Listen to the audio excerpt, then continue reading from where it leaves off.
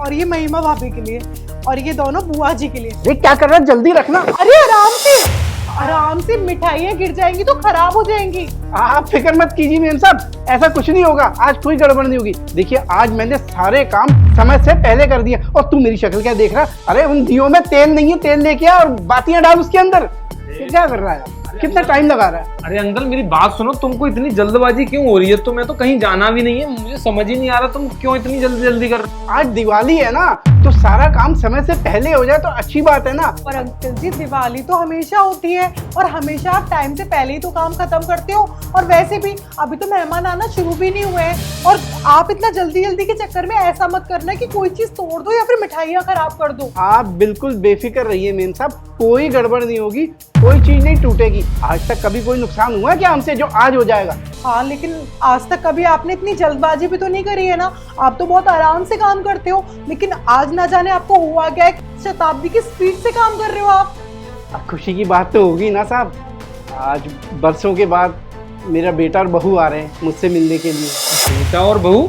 पर हाँ। अंकल आपने तो हमसे बोला था कि तुम्हारे बेटे और बहू ने तुम्हें घर से बाहर निकाल दिया था और इसीलिए तुम हमारे घर पर काम कर रहे हो। आपने बोला भी था कि मैं उनसे कभी नहीं मिलूंगा, फिर वो अब तुमसे क्यों मिलने के लिए आ रहे हैं जब उन्होंने घर से बाहर निकाल दिया था तुम्हें? हाँ, और जहाँ तक मुझे याद है उन लोगों ने तो आपकी सारी प्रॉपर्टी आपसे हड़प भी ली थी, और उसके बावजूद आप उनके लिए इतना एक्साइटेड हो कि आप इतना जल्दबाजी में सब कुछ काम कर रहे हो। बिल्कुल सही कह रही है मेघा, तुमने तो हमसे आके यही बोला था कि तुम्हारे बेटे ने तुम्हारी सारी प्रॉपर्टी हड़प ली है और तुमने उससे सारे रिश्ते तोड़ दिए अपने।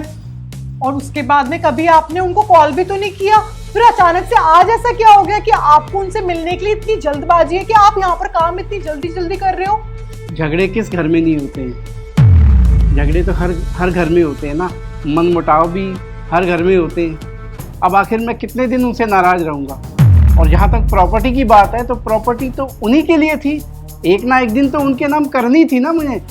और अगर उन्होंने ले ली, धोखे से ले ली, तो क्या हो गया? और वैसे भी आज तो दीपावली का त्यौहार है, आज सारे गिले शिकवे मिटा करके मैंने उनको खुद ही फ़ोन किया कि आप लोग आ जाओ।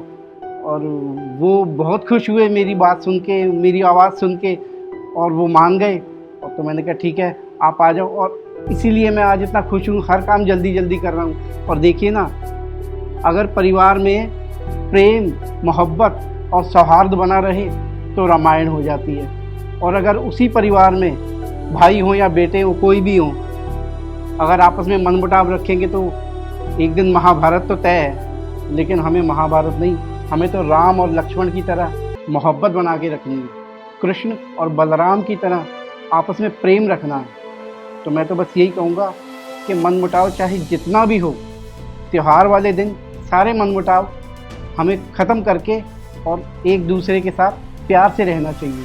रिश्ते बिगड़ने में ज़रा सा भी समय नहीं लगता है। एक छोटी सी गलतफहमी बड़े बड़े रिश्तों को ख़त्म कर देती है, और रिश्तों को बनाने में बहुत समय लग जाता है। और रिश्ते अगर एक बार टूट जाएं और दोबारा जोड़ने पर उसमें गांठ पड़ जाती है। और मैंने तो बहुत से घरों में देखा कि एक ही छत के नीचे दो भाई एक दूसरे से बात नहीं करते, सालों एक दूसरे की शक्ल देखना पसंद नहीं करते। लेकिन ये अच्छी बात नहीं है।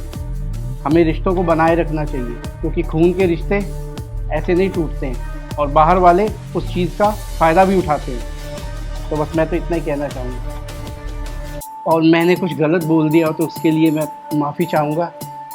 अब आप मुझे इजाज़त दीजिए, मैं वो लोग आ ही रहे होंगे तो मुझे घर जाना है। ठीक है अंकल, आप निकल जाओ। अंकल जी, ये मिठाई का डिब्बा और ये गिफ्ट, ये आप हमारी तरफ से लेके जाइएगा, और परिवार के साथ में अच्छे से दिवाली मनाइएगा आप। हैप्पी दिवाली। आपको भी दीपावली की हार्दिक शुभकामनाएं। बहुत बहुत शुक्रिया। भैया मुझे ना माफ़ कर देना, मैंने ना बहुत बड़ी गलती कर दी। मैंने ना हमेशा आपसे प्रॉपर्टी के चक्कर में लड़ाई झगड़े किए। अंकल की बात सुन के ना मुझे ये एहसास हो गया कि हमारा परिवार ही हमारे लिए सब कुछ होता है। भैया मैं आपसे हाथ जोड़कर माफ़ी मांग रहा हूँ, प्लीज़ मुझे माफ़ कर देना, मैं आपका छोटा भाई हूँ। अरे नहीं प्रेम, माफी मांगने की कोई जरूरत नहीं है। जितनी तेरी गलती है ना, उससे ज्यादा कहीं मेरी भी गलती है, क्योंकि मैंने भी बाहर वालों की बातों में आके तेरे से रिश्ता खत्म कर दिया। मेरे दोस्त वगैरह मुझसे बोलते थे कि तेरा छोटा भाई तो तुझे एक दिन मार देगा और पता नहीं क्या क्या। इस चक्कर में आज साल भर हो गया मैं तेरे से बात तक नहीं करी, और मैं तो तुझे अपने ऑफिस से ही बाहर निकाल दिया था। उसके बाद तूने पता नहीं कहाँ पे जाके कैसे कैसे जॉब करी। पर आज जब उन अंकल जी ने बोला ना कि बाहर वाले तो सिर्फ मजे लेते हैं, वो बिल्कुल ठीक कह रहे हैं। हमारे साथ भी यही हुआ है, हम दोनों के मन मुटाव के चक्कर में हमारी फैमिली के मैटर में बाहर वालों ने मजे लिए हैं। पर प्रेम, आज के बाद ना हम दोनों के बीच में ये प्रॉपर्टी कभी नहीं आनी चाहिए। चलो कम से कम इस दिवाली पे हम लोग एक छत के नीचे रहकर अच्छे से दिवाली तो मना पाएंगे। तो तैयारियां करते हैं, सारे रिश्तेदार आने ही वाले होंगे। बिल्कुल।